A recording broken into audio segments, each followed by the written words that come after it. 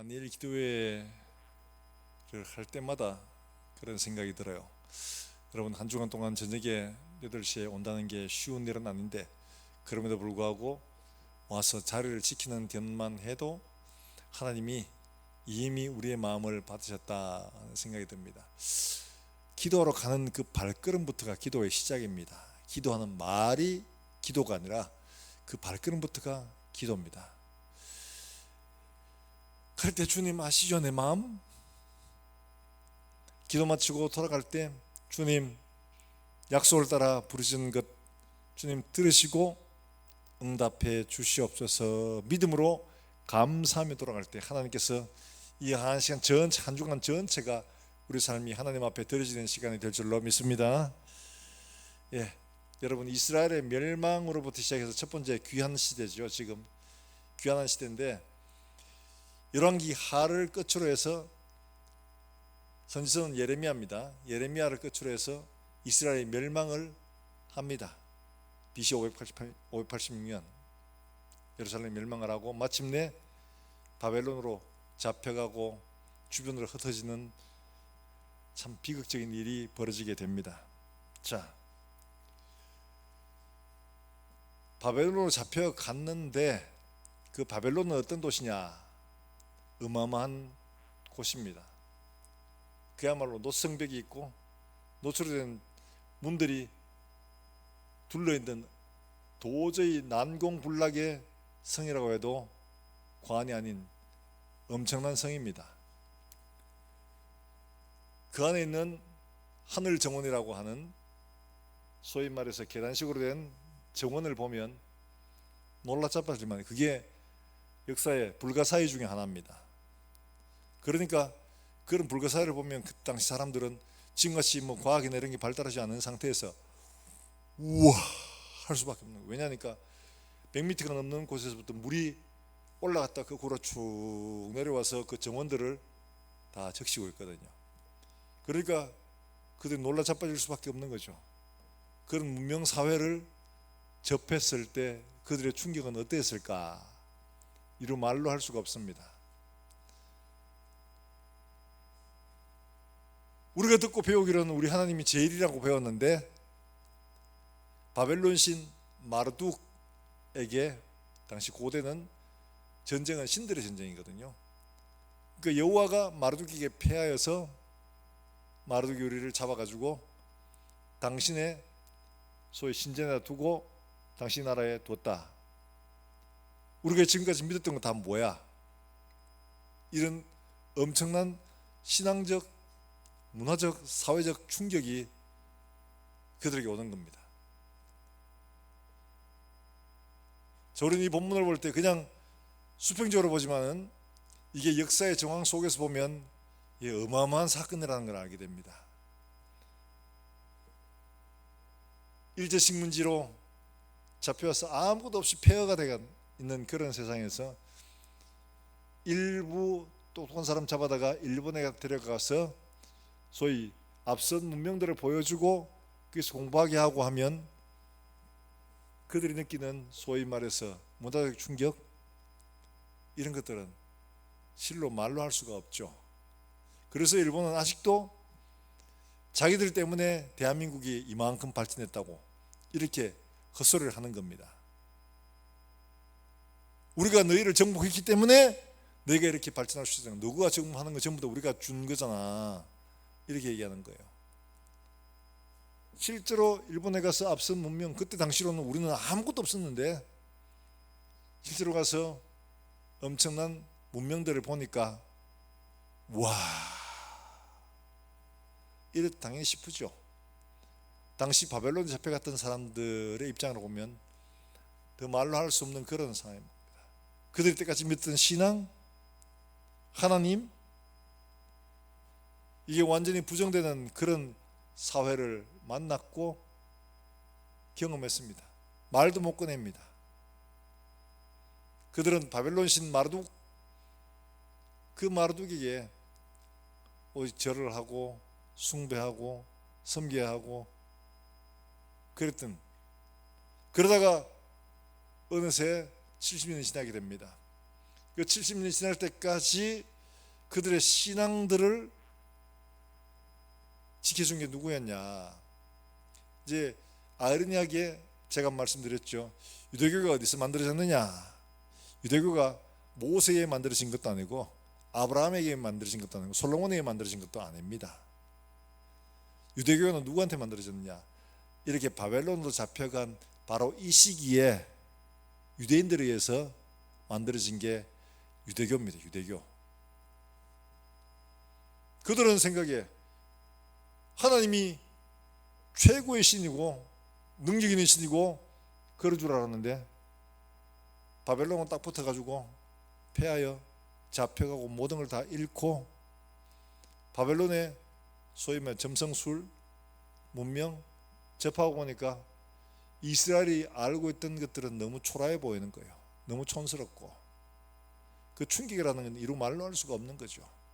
그런데 그때의 다니엘이라는 청년, 우리 다니엘서가 이때 써졌거든요. 그 다니엘서가 하는 말이 뭐냐? 우리가 이렇게 잡혀오게 된 게 우리가 하나님을 배반하고 하나님을 떠났기 때문에 이 시간은 우리가 말씀으로 다시 정화되어야 될 시간이다. 그래서 어떻게 하냐? 다시 똑같은 일을 당하지 않도록 하기 위해서 다니엘이 한 거 있죠. 처음에 음식부터 거절하죠. 왕의 음식을 거절합니다. 왜냐하니까 과거 가나안 땅에서 살았을 때 그들은 온갖 우상들과 더불어 살았던 바로 그때 그들 혼자 폈던 신앙들 때문에 그들이 여기 와 있다는 걸 알고 있거든요. 다니엘은. 그래서 그거 안 먹겠습니다. 바벨론의 신상에 절해라. 안 할랍니다. 했던 거죠. 왜?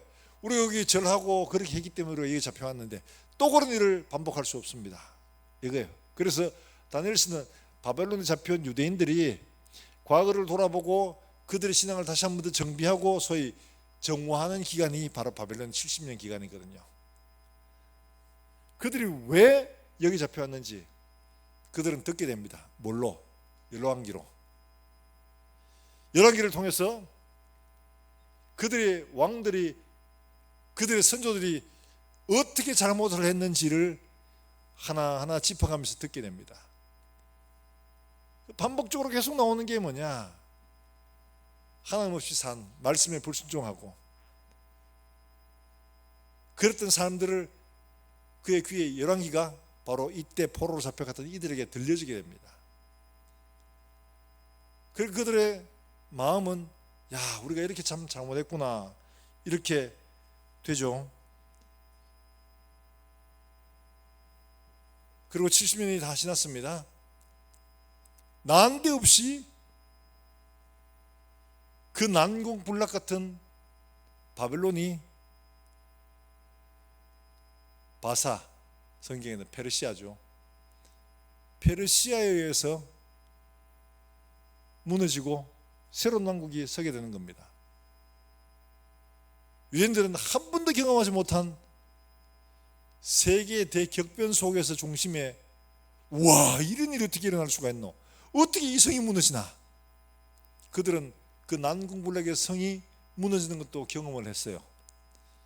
페르시아 고레스, 일반 역사로는 키루스라고 이렇게 나오는데 그 고레스가 칙령을 발표하죠. 유대인만 그렇게 한 게 아니고 다른 모든 소수민족들, 잡혀온 민족들에게 다 고향으로 돌아가라 이렇게 칙령을 내립니다. 유화정책을 쓴 거죠. 그래서 70년이 차고 처음 1차로 돌아온 게 누구냐? 세스바살이라는 사람에 의해서 제일 먼저 돌아옵니다. 스룹바벨에 의해서 돌아왔죠. 그리고 그들에게 사명이 주어집니다. 뭐냐? 성전 지어라. 놀라운 일들이었습니다. 예레미야가 예언했던 대로 70년 만에 생각지도 못했는 일들이, 상상지도 못한 일들이 그냥 이루어지고 있는 겁니다. 그리고 성전을 지으라고 돈도 다 대주고 이렇게 하는 거예요. 어떻게 이런 일이 있을 수가 있나? 그러니까 그들은 성전을 짓다 말고 중단을 합니다. 왜? 계속 방해하는 사람들이, 이 본문 나오지만 사마리아 사람 이런 사람들이 계속 방해를 했거든요. 이 성 지으면 왕을 배반하려고 한다, 이런 음모까지 부리면서 그 중단하고 20년 만에 또 다시 짓고, 그래서 마침내 성을 완성을 합니다. 성을 다 지었는데 그 다음에 성을 지을 때 중단하고 이랬을 때 학개 선지자가 야, 이 성 지어라, 예루살렘 성전 너희가 지어야 된다 이러면서 막 백성들에게 하나님의 말씀을 선포하죠. 그럴 때 했던 일들이 있습니다. 자, 학개서 2장 9절에 이렇게 말했습니다. 학개서 2장 9절을 한번 보십시다. 여러분, 이 소선지서는 찾으려면 시간 좀 걸릴 것 같아가 미리 찾아놨습니다. 자, 같이 한번 읽어봅니다. 시작.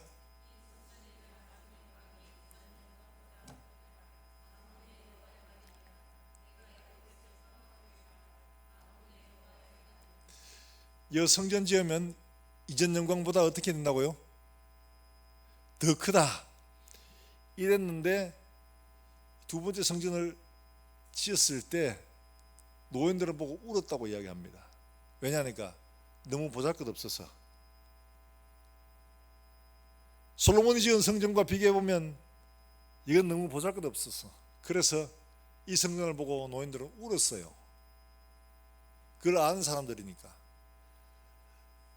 성전이 무너지기 전 솔로몬이 지었던 그 성전을 본 사람들은 지금 눈앞에 만들어진 이 성전을 보고 탄식을 합니다. 그런데 성경은 학개 선지자는 이전 영광보다 더 크리라 했는데 그런 영광이 나타나지 않습니다. 그뿐만 아니죠. 스가랴 2장 4절에 보면 예루살렘에 어떤 일이 일어났냐 하니까 이런 일이 일어난다라고 이야기를 합니다. 같이 한번 읽어봅니다. 시작.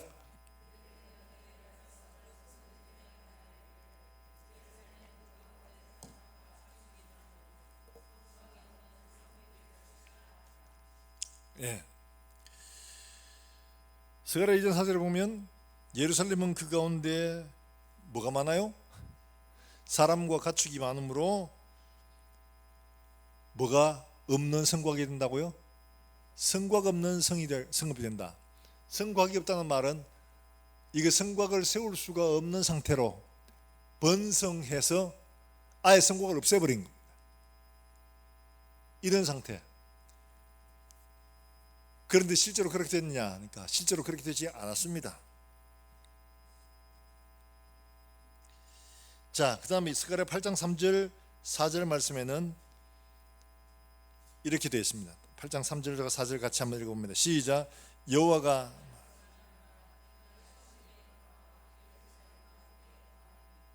예루살렘은 진리의 성읍이라 일컫고 만군의 여호와의 성산이라 일컫게 되리라. 만군의 여호와가 이같이 말하노라. 예루살렘 거리에는 늙은 남자들과 늙은 여자들이 다시 앉을 것이라. 다 나이가 많으므로 저마다 손에 지팡이를 잡을 것이요. 5절 같이 한번 5절까지. 5절 없어요? 5절은 뭐라고 되어 있냐 하니까 5절에는 소년과 소녀들이 가득하여 거기서, 그러니까 거리에는 노인들이 앉아 있고 소년 소녀들이 막 뛰어놀고, 그러니까 이 뭐냐, 이 성이 정말 분주하고 어린아이 어른들 할 것 없이 골고루 정말 번성하는 이런 모습을 그려주고 있거든요. 근데 그렇게 됐느냐? 실제로 그렇게 되면 얼마나 좋겠습니까만은, 근데 현실은 그렇지 않았습니다. 현실은 어땠느냐? 느헤미야 1장 3절에서 이렇게 설명을 하고 있거든요. 느헤미야 1장 3절 한번 같이 읽어봅니다. 시작. 그들이 내게 이르되 남아있는 자들이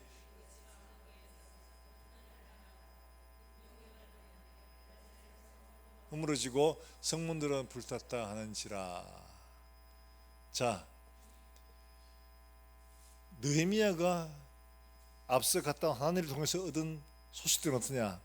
앞서 학개나 스가랴가 말했던 그런 놀라운 일들은 그게 일어나지 않았습니다. 오히려 정반대 현상이 일어났죠. 사로잡힘을 면하고 남아있는 자들이라는 것은 포로로 잡혀가지 않은 사람들을 말하는 겁니다. 그 사람들은 어떻게 했냐? 그 사람들은 성도 회파되고, 그 사람들은 큰 능력을 받고 경제적으로 힘들고 굉장히 비참한 상태에 있다, 이렇게 보고를 하게 됩니다. 자, 이런 곳에 돌아가고 싶을까요? 최고의 문명 사회인 바벨론에 그대로 있고 싶을까요? 여러분, 70년쯤 지나면 이미 두 세대가 지났습니다. 그러면 예루살렘에 있었던 그 고향 일들을 본 사람들이 다 죽었습니다. 그 손자, 정손자, 예루살렘의 일들을 하나도 모르는 거예요. 그런데 그 다음 세대가 이 바벨론 땅에서 최고의 문명을 누리며 살다가 예루살렘 그 어디하고 옛날에 우리 자표지네가 있던 땅이래. 여기만큼 좋은가? 아니야. 거기 지금 막 아유 사람 살기 힘들고 막 어렵대 얘기를 하고 있어요. 그러면 거기 와 가보자 이러면서 막 이렇게 될까요? 아이 그 뭐하러 가? 이래 싶은 생각이 들까요? 그 뭐하러 가? 이런 생각이 들죠. 서울에서 여러분 잘 아는 홍대에서 놀다가 강원도에서 산골에 가 이러면은 야 자연이 좋아 이러면서 나는 자연이다 이러고 가겠어요? 아니면 지금 뭔 소리 하노 지금? 아마 그렇게 말하지 않겠어요. 그죠? 다 안 가려고 할 겁니다. 이미 두 세대가 지났어요. 예루살렘 기억이 없는 사람들이에요. 이 사람들은 나면서부터 바벨론에서 태어나서 바벨론 교육을 받고 바벨론 문화를 누리고 바벨론화된 이스라엘 사람이었거든요. 그러니까 유다로 돌아가라, 예루살렘으로 돌아가라 이런 얘기가 전혀 가슴에 감동으로 오지를 않습니다. 오히려 뭐 어렵고 힘든 일을 하나 이러면서 이런 마음이 당연히 들게 되겠죠. 뿐만 아니죠.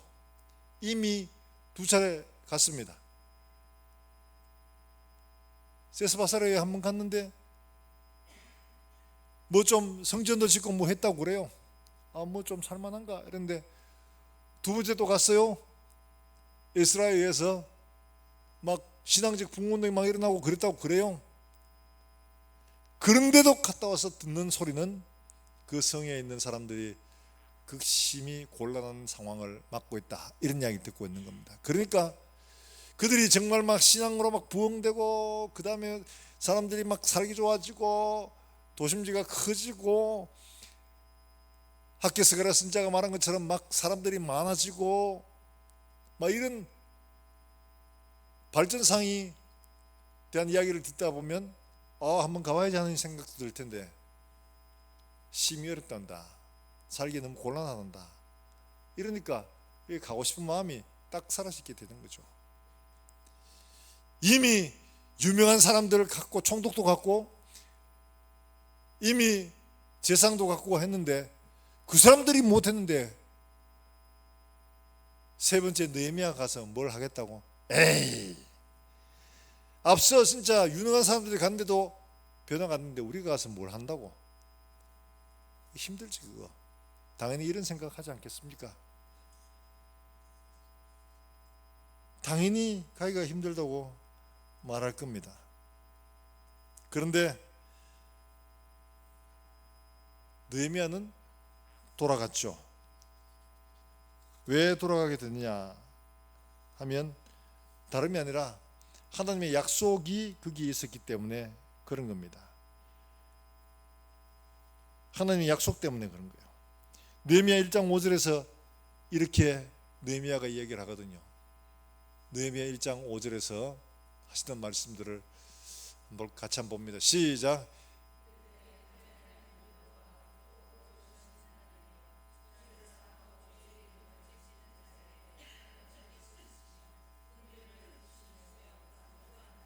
예, 저기에 저 기도하는 느헤미야 기도하는 가운데 보면 하나님이 누구시다 하는 것을 말하고 있죠. 그 다음에 하나님의 언약, 계명 이거 지키는 자들에게 하나님은 은혜를 베푸시는 주다 이렇게 고백을 합니다. 그러니까 그런 열악한 상황 속에서도 불구하고 내가 예루살렘으로 돌아가야 하는 이유는 하나님의 언약 저거밖에 없는 거예요. 아무리 상황이 어렵고 힘들어도 하나님의 언약 그대로 한다. 왜냐니까 우리가 하나님의 언약을 지키지 않아서 언약대로 우리가 포로로 팔려왔고 하나님 언약하신 대로 70년이 지나서 생각지도 못했는데 돌아가는 이런 일들이 벌어졌다. 그건 하나님이 언약하신 것을 지키시는 분이시기 때문에 그렇다. 그러므로 우리가 돌아가게 되면 하나님의 말씀대로 다시 한 번 더 우리가 믿음으로 바로 살아서 정말 언약의 공동체로서 바로 세워야 한다. 그러면 하나님께서 반드시 우리를 바로 세워주신다. 왜? 약속하고 있기 때문에. 약속하고 있기 때문에. 그래서 돌아가야 할 이유가 생기는 겁니다. 사람의 환경, 상황, 여건이 좋아서 가능성이 있어서가 아니에요. 하나님의 약속을 붙들고 가는 겁니다. 오늘 우리가 살고 있는 이 세상 참 어렵죠. 왜냐하니까 교회는 갈수록 점점 더 쪼그라들고 있고 힘들어지고 있습니다. 어느 정도로 그렇냐? 우리가 겪게 되는 상황들은 말이 아닙니다. 한 500만에서 600만 이렇게 개신교인들을 추정했던데, 그런데 2030년대 중반, 40년대, 조금 더 60년대, 50년대까지 치면 얼마나 줄어드냐? 300에서 많이 잡아도 400만 정도밖에 안 된다. 반토막 나는 거죠. 이게 장기적으로 예상을 하는 조윤식 박사라고 이분 미래학자입니다. 우리나라 유일한 미래학자인데 인구 통계, 교회 성장률 추이 다 종합해서 계산해 보면 많아도 300만에서 400만 밖에 안 된다.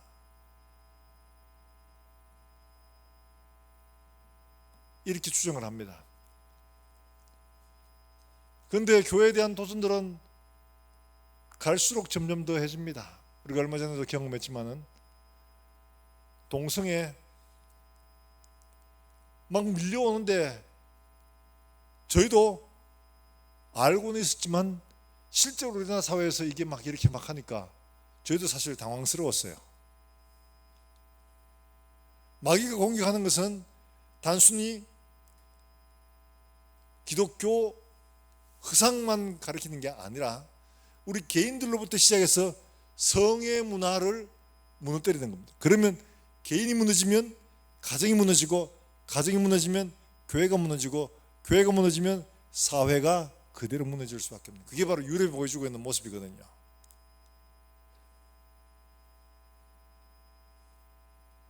이렇게 만들어가고 있는데 유럽은 지금 다 무너졌습니다. 여러분, 오죽하면 트럼프가 그러겠습니까? 우리가 왜 유럽을 지켜줘야 되냐? 우리가 왜 유럽을 지켜줘야 되냐? 유럽이 기독교 국가냐? 유럽 기독교 국가 아니다. 무슬림들이 다 차지하고 있고, 오히려 러시아에 푸틴이 가는 그래도 밥 먹을 때 기도하고 먹는단다. 러시아가 기독교의 수호자다. 이렇게 말하는 거예요. 러시아는 그 러시아 정교회가 있거든요. 그 정교회 사람이라는 거예요. 러시아가 기독교를 수호하지 유럽을 지키는 게 아니다. 오죽하면 이렇게 말했겠습니까? 더 충격적인 소식은요, 어저께 제가 이렇게 뭐 찾다 보니까 나온 건데, 네덜란드에서 일어난 일들. 네덜란드라면 우리가 뭐 선진국, 뭐 꽃의 튤립의 나라 뭐 이러면서 하지만 네덜란드가 종교개혁이 일어났던 그런 아주 유서 깊은 기독교 국가입니다. 근데 화란의 기독교라고 아주. 근데 네덜란드에서 어떤 일이 벌어졌냐? 여러분, 네덜란드에서 뭐를 만들려고 지금 계획하고 지금 만들어가고 있냐니까, 지금 말하면 우리가 좀 이해하기 쉬우면 그 자갈마당 집성촌을 만드는 거예요. 이게 뭐냐? 네덜란드는 이미 소위 대마초는 합법화된 지 오래됐습니다. 마약들을 다 풀어놨습니다. 제재하지 못하도록. 그 자유롭게 할 수가 있어요. 그 다음에 그들 이렇게 짬짬이 이렇게 막 흩어져 있는 우리 자갈마당, 대구역 막 이렇게 흩어져 있던 집성촌들을 아예 그냥 뭐 하나의 거대한 도시같이 만들어 가지고 그 안에다가 이걸 해가지고 관광 상품으로 만들자. 그래가지고 그걸 지금 추진하고 있다고 합니다. 저도 이야기 들었을 때 깜짝 놀랐습니다. 가서 원스톱으로 마음대로 환락을 누리라는 거예요. 마약, 대마초, 그 다음에 성매매 마음대로 하라는 거예요. 그거를 뭐라고 하냐, 산업이라고 이야기합니다. 산업. 보고서 깜짝 놀랐습니다. 저도. 와, 어떻게 한때는 종교이기 같은 나라가 이렇게까지 올라갈 수 있나. 그거는 화란만의 이야기가 아닙니다. 지금 교회도 우리 주변에 봐도 다 그래요.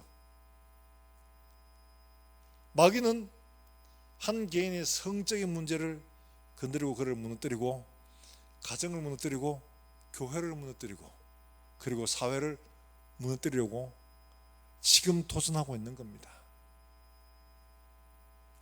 공산주의 혁명에서 이야기했듯이 정복하는 데 가장 걸림돌이 바로 기독교요. 기독교를 무너뜨리는 가장 핵심적인 게 바로 성문제다. 성문제.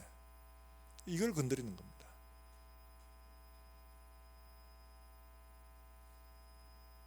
여러분, 지금 우리는 막 하면 막 11.6 전화문회가처럼 막 그러면 안 돼 막 이러면서 하지만, 이게 우리 다음 세대도 그렇게 할 수 있을까? 저희 교육자가 이렇게 얘기해 보면 아마 다음 세대는 그렇게 못할 거다. 지금 세대는 저희 때, 저희 위 때는 그래도 은혜를 경험한 세대. 은혜를 경험했다는 건 뭐냐? 그래도 막 하나님 만나야 된다, 변해야 된다 이래가지고 그에 대한 열심을 가지고 산기도도 하고 철학기도도 하고 수요일 기도회도 나오고 막 이렇게 했는데, 이 다음 세대는 어떠냐? 지금 40대, 30대, 20대 그런 게 없는 세대예요. 그러니까 은혜를 경험하지 못한 시대가 되어서 이들은 머리 지식적으로는 알고 있지만은 삶은 변하지 않는 시대라는 거죠. 그러니까 얘들은 지식은 바람을 불면 다 날아가 버립니다. 없습니다. 삶으로 살아내지 않는 신앙은 버티지 못합니다. 그러니까 위기라는 거죠. 이미 교회 안에 이런 게 너무 많이 들어와 있어요.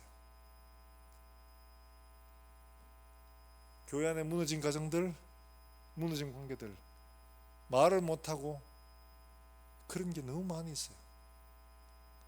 그런 얘기하는 자체가 이미 소위 말해서 금기시되다시피 다 알고 있으면서 금기시 되고 있는 이런 시대를 우리가 살아가고 있는 거예요. 사랑하는 여러분들, 마귀는 이렇게 한 개인, 가정, 교회를 이렇게 무너뜨립니다. 그 다음에는 두말할 것도 없습니다. 사회하고 이거는 뭐 두말할 것도 없이 그냥 줄줄이 다 무너집니다. 교회가 지켜내지 못하면 세상은 지켜낼 수 있는 근거가 하나도 없어요. 동성애 누가 막아요? 막을 도리가 없어요. 진화론적 사고방식을 가지고 있는 사람들은 환경에 적응하는 게 남는 거지 뭐, 이러고는 자유롭게 풀어줄 수밖에 없어요. 오직 하나님의 말씀 진리는 그렇지 않다, 그렇게 하면 안 된다 말할 수 있는 건 교회밖에 없어요. 그러니까 그거를 말하면 말하지 못하게 입을 틀어막고 하는 거예요. 그래서 우리가 지금 우리 세대 말고 이 다음 세대가 정말 하나님 말씀을 제대로 지켜낼 수 있을까, 교회를, 가정을 제대로 지켜낼 수 있을까 하면 대부분 사역자들은 아마 힘들지 않겠나 이렇게 얘기를 합니다. 힘들 거다고 얘기합니다. 왜냐? 지금 은혜를 경험한 세대도 그걸 잘 지켜내지 못하는데 그 아들들 세대가, 자녀 세대가 그걸 지켜낸다고, 하나님의 특별한 은혜 없이는 지켜낼 수가 없다고 보는 거예요. 사랑하는 여러분들, 지금 우리는 바로 그 경계선상에 있는 겁니다. 그렇기 때문에 우리가 기억하고 기도하고 세워야 할 것이 뭐냐? 바로 이렇게 나의 하나님 앞에 거룩한 삶, 이거 지키도록 해야 되고, 우리 가정의 거룩함을 위하여 기도하고 세워가야 되고, 우리 교회의 거룩함을 위하여 세워야 되고, 이 땅의 거룩함을 위하여 우리가 기도하고 세워가야 하는 거예요. 신앙, 여러분 생각에 마음으로 믿으면 되지, 형식이 중요하지 않잖아. 형식이 뭘 중요해? 마음으로 믿기만 하면 되지. 그렇습니다.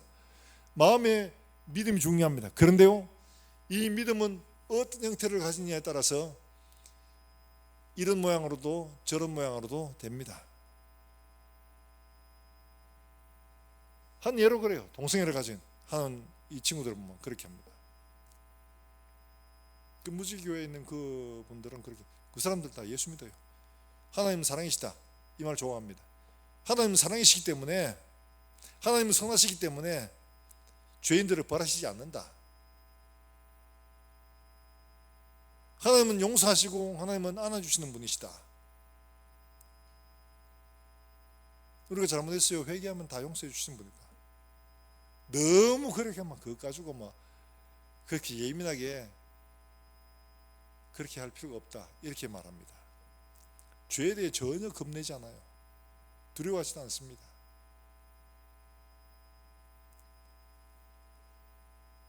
잘못된 믿음, 잘못된 신앙이 완전히 기독교라는 이름을 가지고 있지만 신앙에서 완전히 벗어난 그런 모습을 가지고 있는 거예요. 동성애자 가운데 목사도 있고, 캐나다에서도 동성애자 목사 안수해 주지 않는다고 그 감리교에서 징계를 해가지고 그 교회를 폐쇄시켜버리고 교단에서 그렇게 하는 거예요. 지금 이런 지경까지 온 겁니다. 사랑하는 여러분들, 우리가 기억해야 할 것은 이렇게 물밀듯이 우리 개인의 힘으로는 도저히 막아낼 수 없는 이런 일들이 지금 우리에게 점점 더 가까이 다가오고 있는 거예요. 한 사람의 힘으로가 되지 않습니다. 함께 기도하고 함께 정말 일들을 위하여 힘을 모을 때 이게 가능하지, 그렇지 않으면 나도 모르는 사이에 그냥 다 무너지고 없습니다. 굉장히 위험한 시기입니다. 지금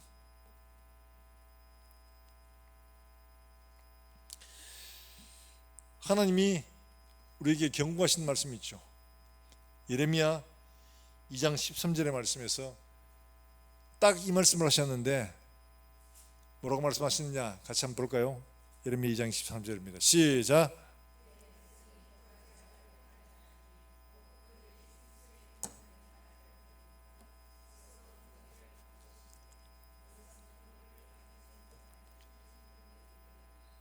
죄라는 게 바로 저걸 말합니다. 생수에 건너는 하나님을 버린 것과 물을 담지 못할 터진 웅덩이를 만든 것이다. 사람들은 거기에다 도덕과 윤리와 또 선행으로, 그 다음에 각종 쾌락으로 그 우물을 채워보지만 터진 웅덩이, 물을 저축하지 못해요. 아무리 거기다가 쏟아 부어도 거기서 물을 기를 수가 없는 상태가 되는 겁니다. 이게 바로 세상이 하고 있는 일들이라는 거예요. 하나님을 버리고 나의 즐거움과 나의 재미와 나의 유익과 도덕, 양심 이러면서 열심히 학문으로 수양으로 했는데 건지려고 보니까 아무것도 없어요. 이게 바로 그들의 죄의 결과다. 하나님은 분명하게 말씀하십니다. 하나님을 떠나서는 여러분 도덕, 윤리, 선, 개념이 있을 수가 없습니다. 이번 동성애 하면서도 이야기했잖아요. 이정훈 교수가 학생운동도 했고 절에도 가서 수양도 했고 학생운동하면서 정의, 민주, 평등, 근데 그게 어디서 온 거야? 이러면서 찾아보는데 그게 온 게 어디서 왔는지가 찾을 수가 없어요. 이 사람이 예수 믿고 보니까 이게 어디서 왔느냐? 성경에서 오더라는 거예요. 인권, 평등, 자유, 선 모두가 다 하나님과 성경을 빼고 나니까 이걸 설명할 수 있는 곳이 없어요. 인권도 성경에서 오고 자유도 성경에서 오고 평등도 성경에서 오더라는 겁니다. 내가 없애버려야 된다고 말했던 바로 거기에서 모든 게 인간의 가치, 인간다움이라는 게 나오더라는 겁니다. 충격을 받은 거죠. 하나님을 빼고서 인간다움, 자유, 평등 이야기할 수 없습니다.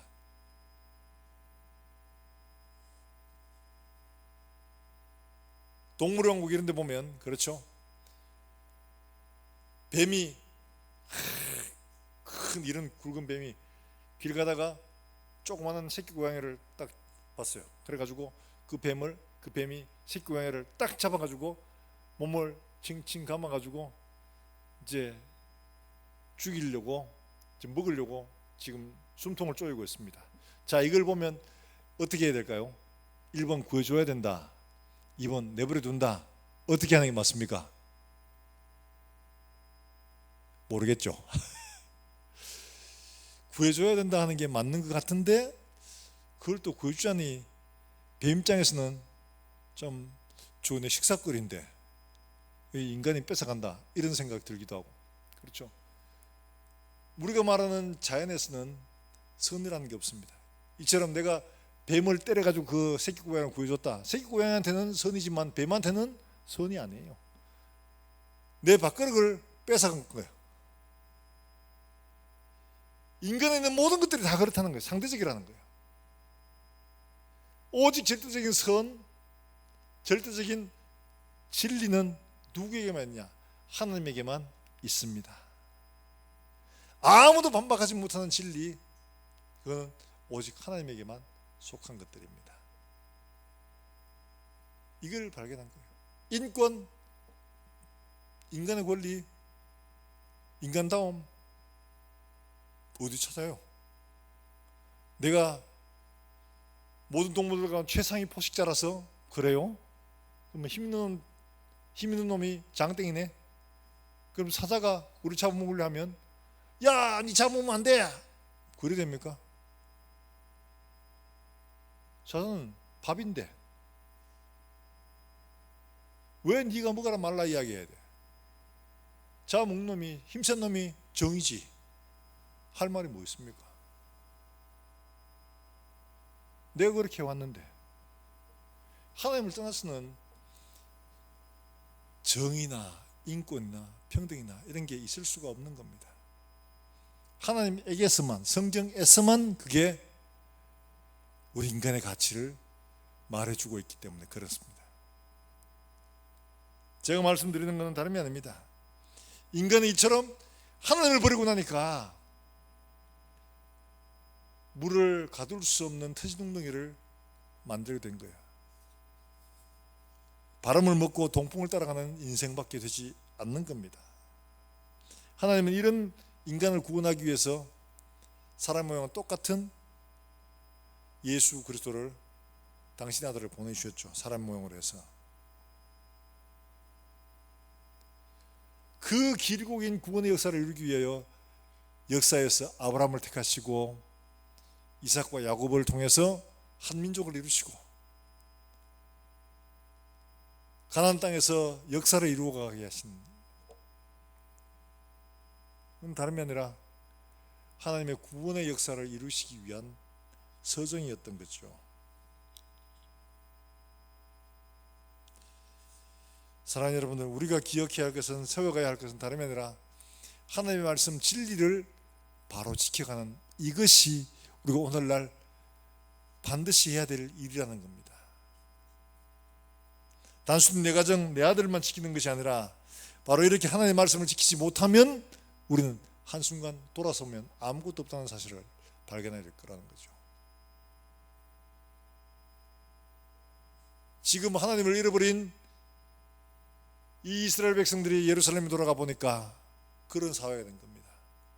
온갖 불의와 불법과, 이름은 종교가 있지만은 제사도 제물도 아무것도 없는 이런 상태가 되어버리고 무법천지가 되어버린 겁니다.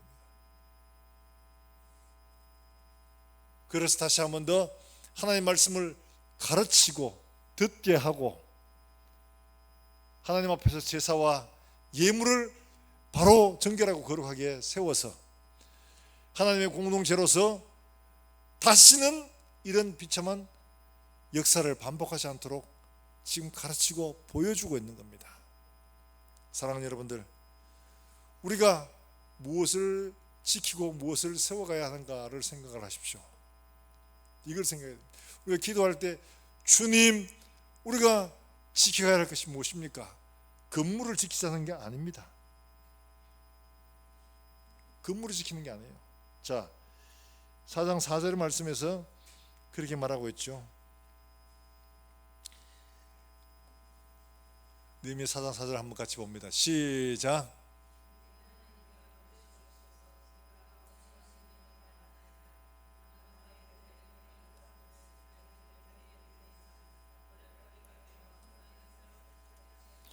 예, 우리가 이렇게 업신여김을 당하고 있습니다. 하나님 우리를 좀 도와달라고 이렇게 기도하고 있죠.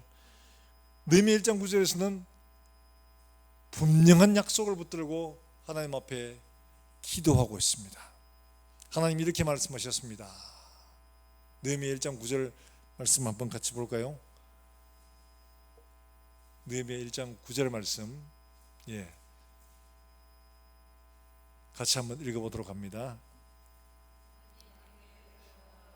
내 계명을 지켜가면 너희 쫓긴 자가 하늘 끝에 있을지라도 내가 거기서부터 그들을 모아 내 이름을 두려고 택한 곳에 돌아오게 하리라 하신 말씀을 이제 청하건대 기억하옵소서. 하나님의 약속이죠. 솔로몬에게 주셨던 말씀입니다. 내가 하늘 끝에 가 있어도 그들을 불러 모아서 내 이름을 두려고 약속한 바로 그곳에 그들을 불러 모아 두겠다 약속하셨어요.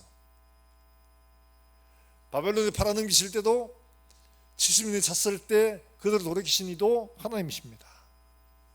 상상도 못했던 방식으로 하나님은 그들을 다시 한 번 더 예루살렘을 돌이켰습니다. 그렇기 때문에 하나님의 약속대로 이렇게 우리를 돌이켜 달라고 기도하고 있는 겁니다. 사랑하는 여러분, 우리가 약속의 말씀 1장 9절에 있는 이 말씀처럼 하나님께서 약속하신 말씀처럼 우리를 다시 한 번 더 하나님의 거룩한 교회로 세워 주십시오. 기도해야 합니다. 내가 하나님 앞에 거룩한 교회로 설 수 있도록 주님 내게 성령을 부어 주십시오. 내게 성령을 주십시오. 우리가 지켜가는 이것은 단순히 겉모양을 지켜가는 게 아니라 우리의 내용물을 지키기 위한 틀을 만들어가는 겁니다. 껍질 모양이 없이는 안에 있는 내용물이 제대로 보존될 수가 없습니다. 형식이 있어야지만이 안에 내용이 내용되게 지켜질 수가 있는 거거든요. 우리가 세워가는 것은 뭐냐? 다름이 아니에요. 골로새서 1장 18절의 말씀에 우리가 분명히 지켜갈 것이 무엇인가를 말씀하시는데 이렇게 말하죠. 같이 한번 읽어봅니다. 시작.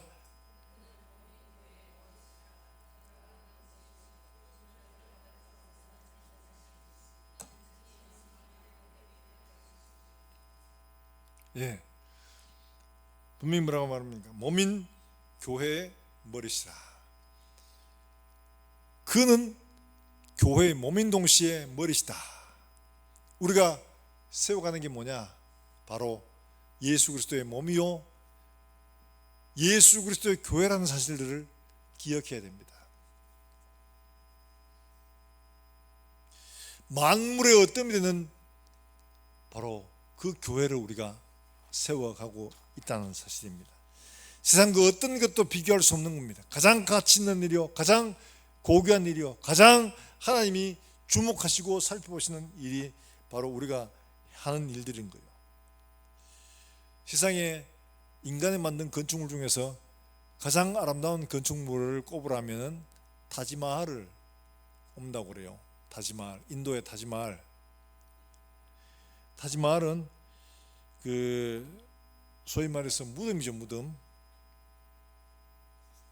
무덤인데 그 타지마할은 소위 말해서 그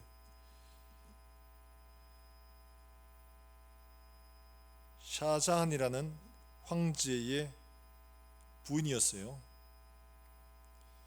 세 번째 부인인 뭄타즈 마할이라고 합니다. 이 사람이 15번째인가 아들 낳다가 그만 죽었어요. 39살에. 그래서 너무너무 사랑해서 이 사람을 위해서 소위 말해서 내노라는 기술자들을 다 모아가지고 거기에 한 2만 명이 넘는 일꾼들을 동원해가지고 그렇게 만들었습니다. 높이가 무려 78m가 된다고 해요. 그런데 이런 타지마할도 이걸 건축하기 위해 4,000km나 떨어진 곳에서 대리석을 운송해 올 만큼이나 신경을 썼는데 이런 타지마할도 식민지가 되면서 여기저기 소위 말해서 빼앗기고 털리고 그랬다고 해요. 인간의 지형은 제 아무리 아름다워도 시간이 지나면 그 아름다움은 빛이 바랄 수밖에 없는 거예요. 그러나 우리가 만드는 하나님의 교회는 온 세상 가운데 만물 가운데 어떠민 가장 귀하고 영원토록 있는 그리스도의 몸이라 이렇게 말씀을 하고 있어요. 건물이 아닙니다. 우리가 교육관을 건축을 하는데 건물을 짓고자 하는 게 아닙니다. 우리 아이들의 믿음을 세우고 믿음의 선을 물려주고 그들에게 예수 그리스도의 몸을 함께 세워가도록 하는 바로 그 일들을 하자고 하는 겁니다. 기도하는 훈련, 그리스도인으로 사는 훈련, 하나님을 섬기는 훈련들, 이거 만들어가는 게 우리가 해야 할 가장 중요한 일이라는 거죠.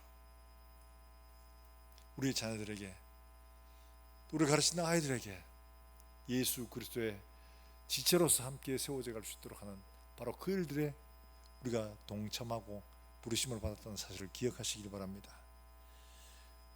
그런데 이걸 짓는 일들에 수월하게 모든 일들 하나님 형통하게 하시느냐? 그렇지는 않습니다. 이들에게 산발락과 도비아 같은 이런 소위 말해서 대적들이 있어서 틈만 나면 이들은 이 이스라엘 백성들의 이 작업을 방해하고 무너뜨리기 위해서 여러 가지 방법을 동원을 합니다. 그렇기 때문에 어떻게 하냐?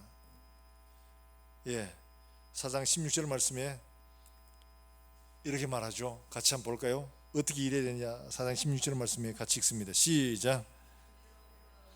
수아 사람들의 절반은 일하고 절반은 갑옷을 입고 창과 방패와 활을 가졌고 민장은 유다 온 족속 뒤에 서 있었으며.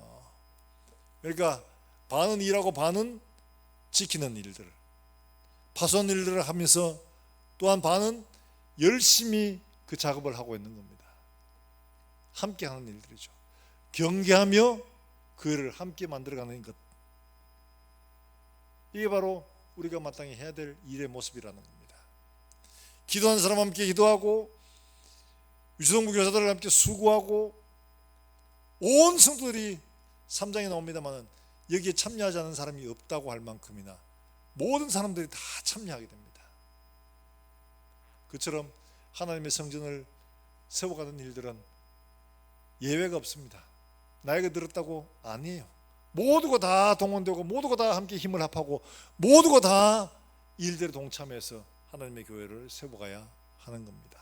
사랑하는 여러분들, 우리가 그렇게 하나님 앞에 세워서 열심으로 수고하다가 하나님 앞에 서면 하나님이 우리가 세운 교회를 보여주실 겁니다. 가장 아름다운 교회, 가장 빛나는 교회, 가장 영광스러운 교회를 우리에게 보여주실 겁니다. 사랑하는 여러분, 이렇게 하나님의 교회를 세워 하나님 앞에 영광스럽게 설 수 있는 이런 우리 모든 성도들이 될 수 있기를 주 예수의 이름으로 축원합니다. 바울이 말하지 않습니까? 그날에 내게만 아니라 주의 나타나심을 사모하는 모든 자에게 하나님이 면류관을 주신다고 말씀을 하고 있습니다. 그 면류관 바라보고 우리가 오늘도 우리에게 주어진 모든 날 동안에 힘써 하나님의 교회를 세우는 일들에 모두가 헌신할 수 있기를 주 예수의 이름으로 축원합니다. 축원합니다.